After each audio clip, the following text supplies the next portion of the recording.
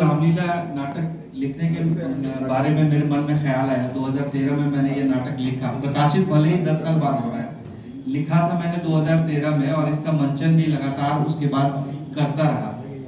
और मेरे मन में बस यही ख्याल था कि एक समय था जब गांव में हम सुनते थे मेरी माँ से कि गांव में बहुत सीमित संसाधन में चौकी और दरी बिछा करके पेट्रोमैक्स की लाइट में लोग पूरे नवरात्र रामलीला करते थे।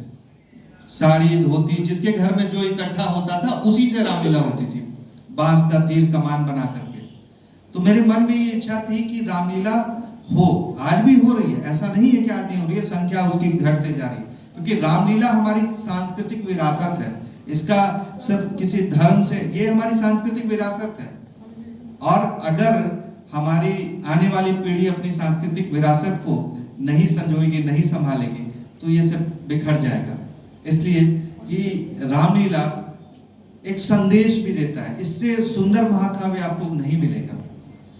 आप जब भी पूछते हैं कि पुत्र कैसा हो, तो रामायण से जवाब आता है कि श्रवण और राम जैसा हो। आप जब भी पूछते हैं कि भाई कैसा हो, तो रामायण से जवाब आता है कि भरत और लक्ष्मण के जैसा हो।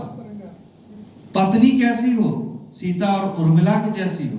और शत्रु कैसा हो, रावण जैसा हो। तो रामायण में बहुत संदेश है। ठीक है, कुछ लोग अनर्गल बातें करते हैं, उनकी बातों को नहीं लेना है, लेकिन आप सोचिए ना कि सामाजिक विद्वेष को दूर करता है ये रामायण। राम जी मर्यादा पुरुषोत्तम एक वनवासी का जूठा खा करके क्या संदेश दे रहे हैं? एक नाविक को गले लगा करके उतराई देने के साथ क्या संदेश दे रहे हैं? समाज में ऊंच नीच के भेदभाव को मिटा रहे हैं।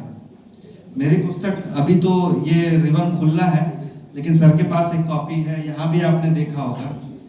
इस पे एक जब मैंने रामलीला की, मेरे पास 150-200 फोटोग्राफ्स थे रामलीला के, लेकिन मैंने इसी फोटो को चुना जिसमें राम है, लक्ष्मण है और माता शबरी उनको बेर खिला रही है। उसके पीछे कारण था, 2 कारण था। पहला, हम बचपन से राम मंदिर हम महावीर मंदिर जाते रहे, और मुझे जो मूर्ति ऊपर फर्स्ट फ्लोर पे दिखती है वो यही मूर्ति है जिसमें राम है, लक्ष्मण है और माता शबरी है। तो मेरे मन में वो मूर्ति बैठ गई थी, और इसलिए मेरे मन में था कि इसी फोटो को, इसी छवि को लेकर के रामलीला का कवर बनाया जाए। दूसरा कारण वही एक संदेश देना। तो इन्हीं शब्दों के साथ मैं अपनी वाणी को विराम देता हूँ। ये पुस्तक अमेज़न पे उपलब्ध है।